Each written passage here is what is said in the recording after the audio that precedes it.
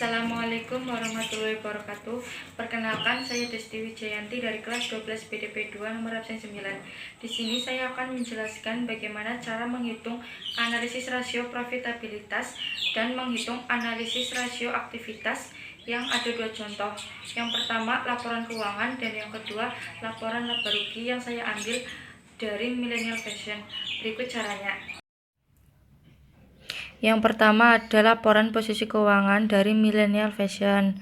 Bisa kita lihat datanya. Yang kedua ada laporan laba rugi dari Millennial Fashion. Berikut datanya.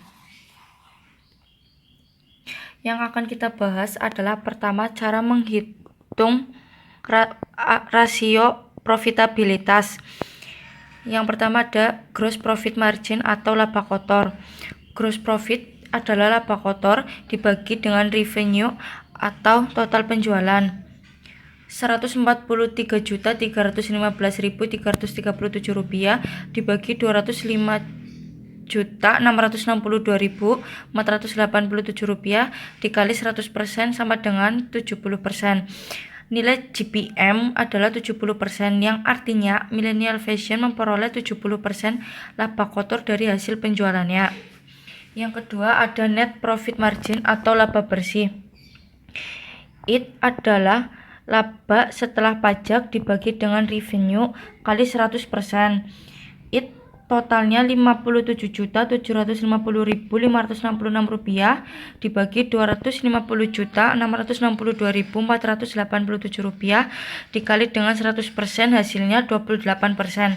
Nilai NPM adalah 28%, artinya Millennial Fashion menghasilkan laba bersih 28% dari hasil penjualannya. Yang ketiga ada return on asset, yaitu EBIT dibagi dengan total aset. EBIT adalah laba bersih sebelum bunga dan pajak dibagi dengan total aset. EBIT total 59.845.146 rupiah dibagi dengan 187.097.460 rupiah dikali 100%, hasilnya 32%.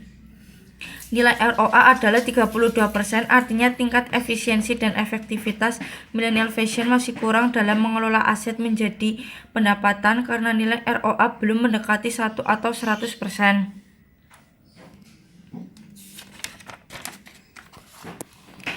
Yang keempat ada return on equity.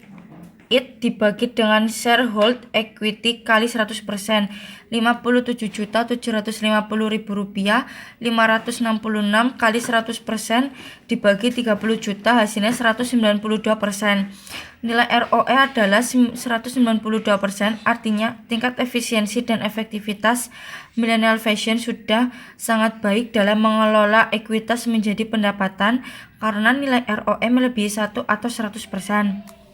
Yang kelima ada return on sales, yaitu EBIT dibagi revenue dikali 100%, 59.845.146 rupiah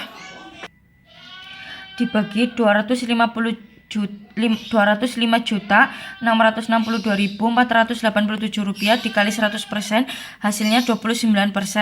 Artinya Millennial Fashion dapat menghasilkan laba setelah pajak sebesar 29% dari penjualannya. Yang kedua, kita akan mengetahui menghitung rasio aktivitas Millennial Fashion. Cara yang pertama, total aset turnover. Rumusnya net sales dibagi total sales.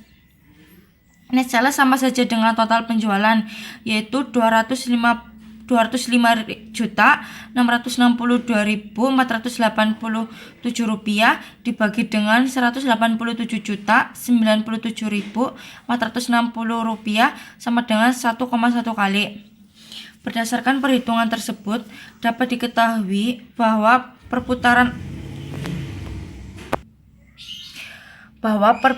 aset Millennial Fashion sebesar 1,1 kali dalam satu periode. Millennial Fashion belum efisien dalam mengelola asetnya. Oleh karena itu, Millennial Fashion harus meningkatkan penjualannya atau mengurangi beberapa asetnya yang kurang produktif. Yang kedua ada accounts receivable turnover. Caranya, net credit sales dibagi dengan average accounts receivable, yaitu 100.331.240 rupiah dibagi dengan 9.500.000, hasilnya 10,6 kali. Berdasarkan hitungan tersebut, dapat diketahui bahwa perputaran piutang Millennial Fashion sebesar 10,6 kali dalam satu periode. Yang ketiga, ada working capital turnover, yaitu net sales dibagi dengan current asset dikurangi dengan current liability. Net sales sejumlah 205.662.487 rupiah dibagi dengan 170.808.127 rupiah dikurangkan dengan 18 juta. Hasilnya 205.662.487 rupiah dibagikan dengan 154.808.127 rupiah, hasilnya 1,3 kali. Berdasarkan perhitungan tersebut, dapat diketahui bahwa perputaran modal kerja Millennial Fashion sebesar 1,3 kali dalam satu periode. Millennial Fashion sudah cukup efisien dalam mengelola modal kerjanya. Yang keempat, ada inventory turnover. Cost of goods sold dibagikan dengan average inventory senilai 62.347.150 rupiah dibagikan dengan 74.347.280 rupiah, hasilnya 0,8 kali. Berdasarkan perhitungan tersebut, dapat diketahui bahwa perputaran persediaan barang dagang Millennial Fashion sebesar 0,8 kali.